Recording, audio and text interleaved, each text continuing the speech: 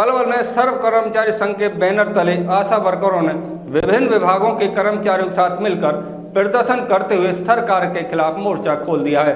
इस दौरान कच्चे कर्मचारियों को पक्का करने जैसी कई मांगे रखी और मांगे जल्दी पूरी न होने पर सरकार को चुनावों के समय में जवाब देने की भी बात कही। आशा वर्करों ने स्वास्थ्य मंत्रालय में मिशन डायरेक्टर पंचकूला के नाम जिला अतिरिक्त उपायुक्त को ज्ञापन सौंपा। पलवल में अपनी मांगों को लेकर सर्व कर्मचारी संघ के बैनर तले सैकड़ों आशा वर्करों ने विभिन्न विभागों के कर्मचारियों के साथ मिलकर प्रदर्शन करते हुए सरकार के खिलाफ जमकर नारेबाजी की और गुर्जर भवन से नारेबाजी करते हुए लघु सचिवालय पहुंचे और आशा वर्करों ने स्वास्थ्य मंत्रालय में मिशन डायरेक्टर पंचकूला के नाम जिला अतिरिक्त उपायुक्त को ज्ञापन सौंपा।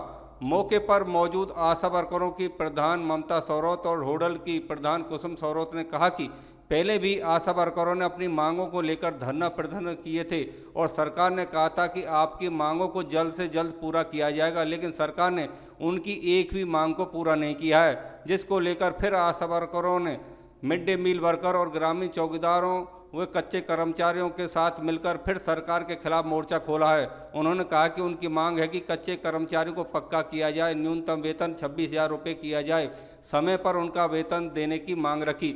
कर्मचारियों ने सरकार को चेताते हुए कहा कि उनके रोष का असर सरकार को जिस तरह से लोकसभा चुनावों में खामियाजा भुगतना पड़ा था, अगर अब भी हमारी मांगों को सरकार ने नहीं माना तो जल्द से जल्द एक बड़ा आंदोलन किया जाएगा और उनकी इस नाराजगी का असर सरकार को फिर विधानसभा चुनावों में इसका खामियाजा भुगतना पड़ेगा।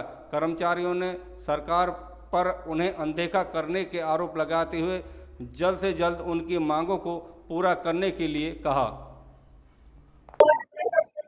आज आपने प्रदर्शन किया अपनी मांगों को लेकर, क्या मांगे हैं और क्या कहना चाहोगे? लंबे समय से आप इस तरह से प्रदर्शन कर रहे हैं, हमारी वही मांग है, हमारी कोई नई मांग नहीं है। जो मांगे हमारी पिछली चली आ रही है, हमने पिछले साल भी 73 दिन हड़ताल करी थी, तो हमारी वही मांग है कि हमें 26,000 न्यूनतम वेतन दिया जाए, ESI और PF की सुविधा दी जाए, रिटायरमेंट की उम्र 65 साल की जाए, महंगाई भत्ते से जोड़ा जाए।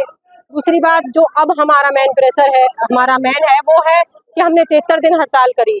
73 दिन की हड़ताल के दौरान का जो कटा हुआ मानदेय था हमारा, जो हड़ताल के दौरान हमें 4,000 फिक्स मिलता है, मुख्यमंत्री जी ने लेटर जारी कर दिया था कि ये आपको हड़ताल के दौरान का पैसा मिलेगा। हमारे उस पर सहमति बनी हमारे यूनियन के डेलीगेशन की और हमारी हड़ताल खत्म हो गई। लेकिन जैसे ही हड़ताल खत्म हो गई तो वो लेटर कैंसिल कर दिया। हमें हड़ताल के दौरान का जो 4,000 फिक्स था वो नहीं दिया, हमें उसमें पर डे के हिसाब से पैसा दिया। दूसरी बात, हड़ताल के दौरान के बाद से ऑनलाइन काम के प्रेशर इतने हैं कि हर महीने कोई ना कोई नया ऑनलाइन काम आ जाता है।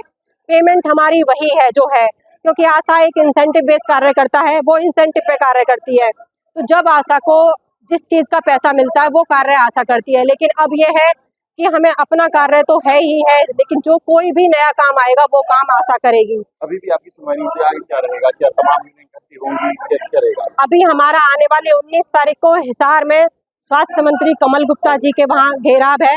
हम पूरे प्रदेश के आशा वर्कर वहाँ जाएंगे और स्वास्थ्य मंत्री का घेराव करेंगे। अब उसके बाद क्या वजह है जो प्रदर्शन कर रहे हैं लोग? मेरा कुसुम सौरत नाम है, मैं होडल ब्लॉक से प्रधान हूँ आशा वर्करों के लिए। क्या मांगे हैं? हमारी मांग है कि हमारी बहनें बहुत ही परेशान है, बहुत ही संघर्ष करती हैं, लेकिन सरकार इस संघर्ष को देखती नहीं है और उनको काम को नहीं देखती। वो डॉक्टर से भी ज्यादा काम करती हैं। डॉक्टर हो या हमारी यूनियन बहनें हो, सारा वो तो कुर्सी पे बैठी रहती हैं, लेकिन सारा काम वो हम से लेती हैं। वो NCD का कोई भी प्रोग्राम हो, सारे काम को वो हम कर देती हैं। तो उसके लिए आशा वर्कर को वो मानदेय नहीं दिया जा रहा है। सभी को इतनी सुखपूर्वक जिंदगी बिता रही, लेकिन हमारी आशा वर्कर बहनें सड़कों पर डोल रही हैं, गर्मी में डोल रही है, सर्दी में डोल रही है। उसके लिए सरकार कोई भी अपना कोई कदम ठोस नहीं उठा रही है जिससे हमें लाभ हो, हमारा मन करे कि हमें अच्छी नौकरी मिल रही है, जिससे हम करें। हम भी घर से निकलते हैं, हमारे परिवार भी है, हमारा परिवार भी ये कहता है कि आपको मिलता है क्या जो आप इस काम को करते हैं? फिर भी हम ये कहते हैं नहीं, हम समाज सेविक हैं। लेकिन आज के टाइम में समाज सेविक कौन रहा है जी? सभी को अपनी बच्चों के लिए पड़ी है, इतनी महंगाई है। महंगाई पे अगर हम बच्चों की पढ़ाई को लेके ही बात करें, पढ़ाई इतनी महंगी है, कुछ भी घर का राशन इतना महंगा है।